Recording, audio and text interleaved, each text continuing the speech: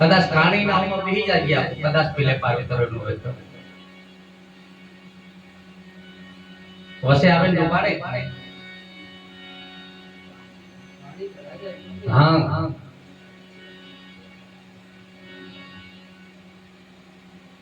એટલે આપણને કદાચ પૂરા ગુરુ મળ્યા આપણને પાર ઉતારે ને અધૂરા મળ્યા આવે તો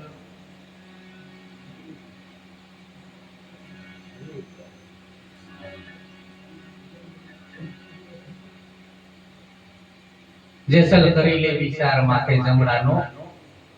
માર સપના જેવો છે આ સંસાર થોડી રાણી કરે છે વિચાર આવો ને જેસલ રાય આપણે પ્રેમ થકી મળીએ પૂરા સંત હોય ત્યાં જઈને પડીએ તોરલ દે હો કે સમા જેસલ ને પૂરા સંત હોય ત્યાં જઈને પડીએ બીજી બાજુ જવાની જરૂર નકર આ નાવડી આપણી ડૂબે ડૂબે ને કારણ કે આ મનુષ્ય જન્મ આપણને વારંવાર મળતો તો નથી જ મહાપુરુષોનો એવો સિદ્ધાંત છે શાસ્ત્રોનો પણ એવું કેવું છે કે આ મનુષ્ય અવતાર જેમ તેમ આપણને પ્રાપ્ત થતો અને જેને જેને પ્રાપ્ત થયો છે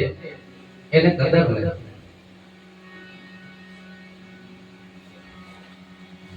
નાવતે આપણને 100% હોના જેવું મળ્યું છે આ શરીર આપણને એક નાવડું છે આ ભવસાગર તરવાનું એક આ નાવડું છે પણ આ નાવડાને આપણે બેઠા બેઠા અંદર રહીને ખાણા કરીએ છીએ કોઈ બીજું ડૂબાડતું નથી આપણે સ્વયં ડૂબીએ છીએ હા સદગુરુને આપણને શાન મળી ગયું હોય ને સાહેબ તો પછી ડૂબવાનો વારો આવતો પણ સદગુરુનું કયા પ્રમાણે રહીએ એના વચનનું પાલન કરીએ તો નકર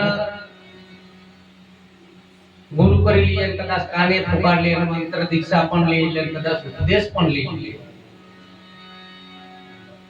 પણ એ વાતની આપણને કદાચ જેમ છે ભલી બાતી ઘેર નહીં કહે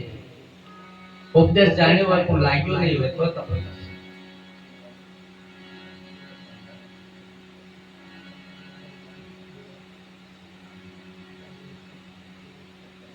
મહારાજે કહ્યું ભાઈ વિદેહી ગુરુ ને ગુરુ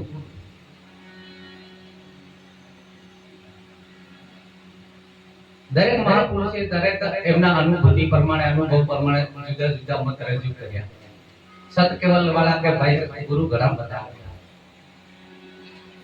ગુરુ સદગુરુ પરમ ગુરુ એમ બધા સ્ટેપ બતાવ્યા છે એટલે એ અમુક ભૂમિકાની વાત કરી છે અંબારામ મહારાજે કહ્યું બ્રહ્મ સબૂત મારી નજરે નહીં આવે નિધારે દર્શન અમને દેજો રે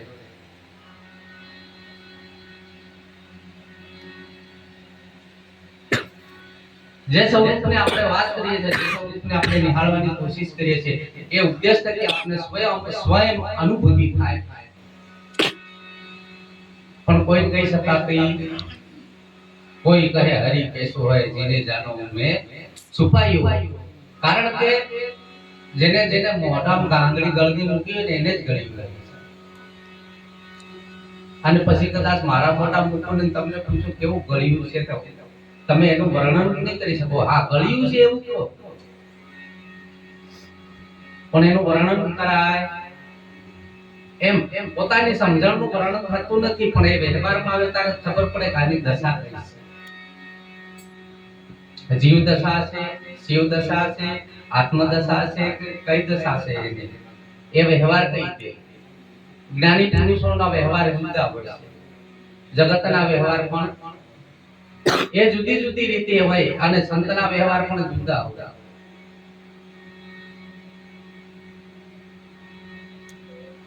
એટલે વ્યવહારમાં જ્યારે આવે ને ત્યારે આપણને સમજણ પડે ભાઈ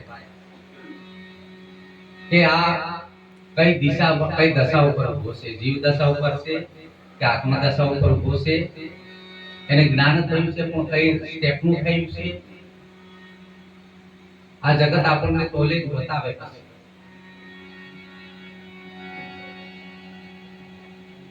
એટલે કબીર સાહેબે કીધું કે ભાઈ પાંચ પદમની મને તારી દયા ભાઈ નિગે કર લેના નિગે કરે એટલે નજર કરે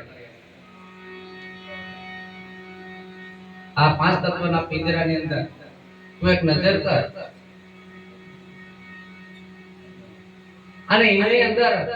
જે છઠ્ઠું તત્વ છે એની વાત કરી છે કબીર સાહેબે. પાંચ છે, કોઈ છઠ્ઠો બતાવે. આ પાંચ તત્વનું